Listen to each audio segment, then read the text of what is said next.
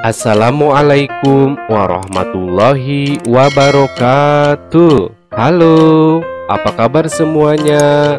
Semoga hari ini sehat semua ya. Sebelum belajar, mari kita berdoa bersama ya. Bismillahirrahmanirrahim. Raditu billahi robba wabil islami dina Wabi Muhammadin nabiyya wa rasula. Rabbi jidni ilman warzuqni fahman. Mari belajar bersama.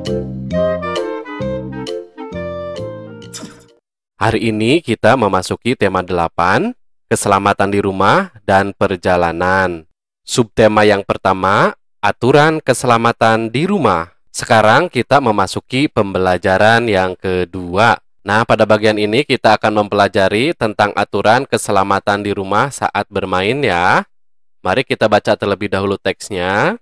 Udin, Edo, Beni, Siti, Dayu, Meli, dan Lani akan bermain menirukan bagaimana cara binatang berjalan. Mereka akan bermain di halaman rumah Udin. Akan tetapi, halaman rumah Udin masih kotor. Halaman rumah Udin perlu dibersihkan. Kita lanjutkan lagi ke ayo mengamati. Amatilah halaman rumah Udin. Apakah kamu dapat menemukan benda-benda yang dapat membahayakan diri? Yuk kita lihat gambarnya di bawah ini. Nah, di sini ada Udin dan Beni sedang membersihkan halaman rumah. Tampak pada gambar ini banyak sekali sampah yang berserakan ya, sehingga membahayakan ketika bermain. Teman-teman, halaman ini masih kotor. Yuk kita bersihkan terlebih dahulu. Ajak Udin ya kepada teman-temannya. Kemudian Beni menjawab. Betul, masih banyak sampah yang berserakan. Ada juga kerikil dan batu yang berserakan. Benda ini dapat membahayakan diri. Ternyata selain sampah juga banyak kerikil dan bebatuan ya. Sehingga kalau kita bermain itu sangat membahayakan sekali. Yuk kita lanjutkan lagi ke halaman berikutnya. Setelah dibersihkan, halaman rumah terlihat bersih dan aman untuk bermain. Kita lanjutkan, ayo membaca. Udin dan teman-teman mulai bermain menirukan gerakan binatang berjalan. Permainan ini dapat dilakukan di darat atau di air. Misalnya, di kolam atau di sungai yang bersih di sekitarmu. Menirukan gerakan binatang berjalan berguna untuk melatih otot-otot kaki agar tidak kaku. Bacalah petunjuk bermain menirukan gerakan binatang berjalan berikut dengan nyaring. Nah, di bawahnya ada teks yang berjudul Aturan bermain menirukan gerakan binatang berjalan di air. Yuk kita baca bersama-sama. Bermain menirukan gerakan binatang berjalan di air dilakukan secara berkelompok. Semakin banyak anak akan semakin seru. Mengingat permainan ini dilakukan di air, setiap anak harus berhati-hati. Permainan ini juga harus dalam pengawasan guru atau orang dewasa. Awali dengan home pimpa, anak-anak yang menang akan berdiri membentuk lingkaran. Anak yang kalah akan berada di tengah lingkaran. Kita lanjutkan lagi ke halaman berikutnya. Nah, teks yang ini sudah ya, tadi kita baca di halaman sebelumnya. Kita lanjutkan ke bagian yang ini. Anak tersebut akan bernyanyi, ikuti aku, sambil anak menirukan gaya seekor binatang. Misalnya monyet berjalan. Anak-anak yang lain menirukan berjalan keliling seperti monyet. Setelah berjalan keliling satu putaran, anak yang berada di tengah berteriak menyebutkan nama seorang teman. Anak yang disebut namanya segera maju. Dia juga menyanyikan ikuti aku sambil memeragakan gerakan jalan seekor binatang. Binatang yang ditirukan tidak boleh sama. Begitu seterusnya. Jika anak yang ditunjuk tidak dapat menirukan gerakan binatang berjalan, anak tersebut akan kalah. Dia akan mendapat hukuman. Hukumannya bernyanyi sambil menari. Nah, kita lihat gambar ilustrasinya ya. Untuk lebih jelasnya, perhatikan gambar bermain menirukan bagaimana cara binatang berjalan di air berikut. Nah, seperti ini ya. Bermain menirukan gerakan binatang di air. Dengan menyanyikan lagu, ikuti aku. Nah, seperti ini posisinya. Jadi ada yang di tengah-tengah dan ada yang berputar di sekelilingnya. Nah, kegiatan seperti ini harus ada yang mengawasi ya, Apalagi di masa pandemi seperti ini, kita harus bisa menjaga jarak. Yuk kita lanjutkan lagi ke halaman berikutnya. Ayo mencoba. Lakukan bermain menirukan gerakan binatang berjalan di air secara berkelompok. Anak yang kalah harus sportif dan bersedia menerima hukuman permainan. Hukumannya bernyanyi sambil menari. Kita lanjutkan lagi ke ayo mengamati. Nah, pada bagian ini kita akan mempelajari kegiatan bermain bersama yang mencontohkan persatuan dalam keberagaman. Yuk kita baca terlebih dahulu teksnya. Perhatikan kembali gambar Udin dan teman-teman ketika bermain. Udin dan teman-teman berbeda agama. Mereka selalu hidup rukun walaupun berbeda agama. Mereka menunjukkan sikap persatuan dalam keberagaman. Sikap mereka pantas untuk ditiru. Tahukah kamu contoh kegiatan bermain lainnya yang membutuhkan persatuan? Yuk kita lihat di halaman berikutnya. Ayo berlatih. Tuliskan contoh kegiatan bermain yang pernah kamu lakukan yang menunjukkan persatuan. Di sini kita harus menyebutkan 5 buah ya.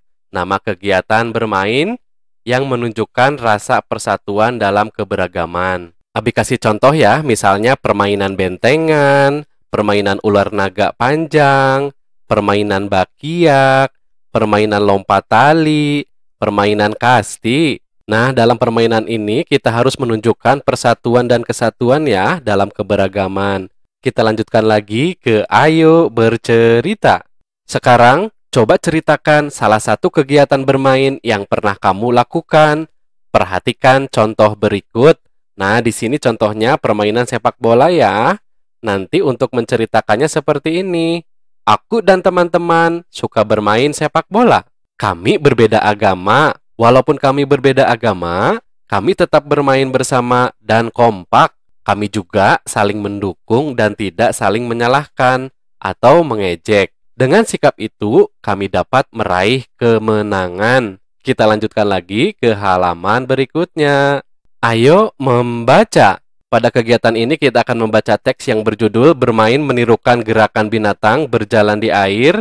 Kemudian nanti kita menjawab pertanyaan seputar isi bacaannya ya. Kita baca terlebih dahulu. Menceritakan pengalaman juga dapat dilakukan secara tertulis. Bacalah pengalaman Udin berikut dengan lafal dan intonasi yang tepat. Judulnya, bermain menirukan gerakan binatang berjalan di air. Aku, Edo, Beni, Siti, Dayu, Meli, dan Lani bermain menirukan gerakan binatang berjalan di air. Kami bermain di kolam renang di rumah Beni. Sebelum bermain, kami membersihkan kolam renang dari lumut terlebih dahulu.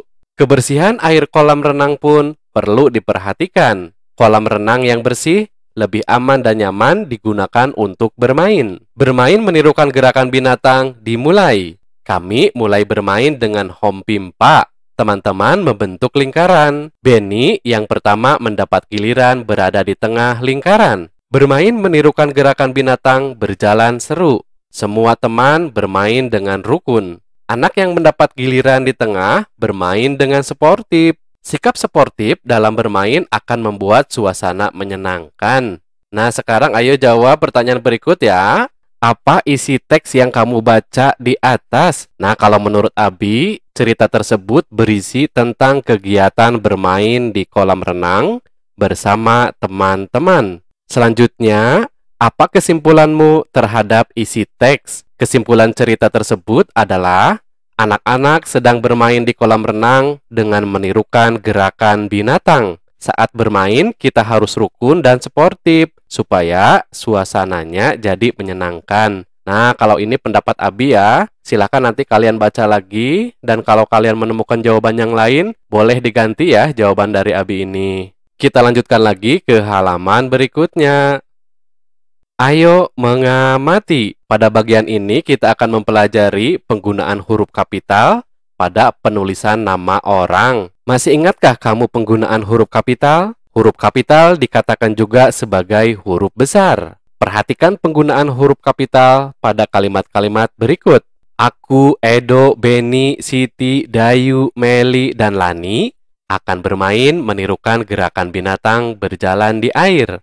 Nah, Kata Edo, Beni, Siti, Dayu, Meli, dan Lani selalu diawali dengan huruf kapital atau huruf besar. Setiap awal kata nama orang harus ditulis dengan huruf kapital. Nah, seperti ini ya huruf kapital pada nama Edo. Beni, Siti, Dayu, Meli, dan Lani. Ini semua diawali dengan huruf kapital. Kita lanjutkan lagi ke ayo berdiskusi. Susunlah kata-kata berikut menjadi sebuah kalimat yang utuh.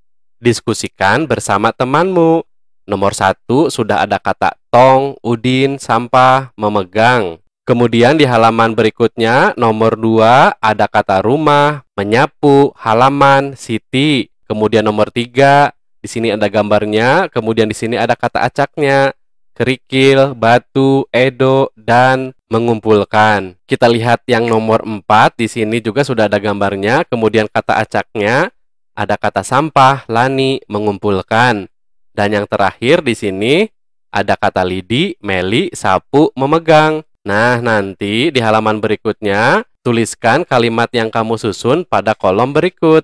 Nah, kalau menurut Abi nomor 1, Udin memegang tong sampah. Kemudian nomor 2, Siti menyapu halaman rumah. Kemudian nomor 3, Edo mengumpulkan batu dan kerikil. Nomor 4, Lani mengumpulkan sampah. Dan nomor 5, Meli memegang sapu lidi. Nah, kita perhatikan penulisan huruf kapital pada nama orang ya. Semuanya diawali huruf kapital. Karena kita menyusun kalimat, kita harus diakhiri dengan tanda baca titik seperti ini. Sudah benarkah kalimat yang kamu susun?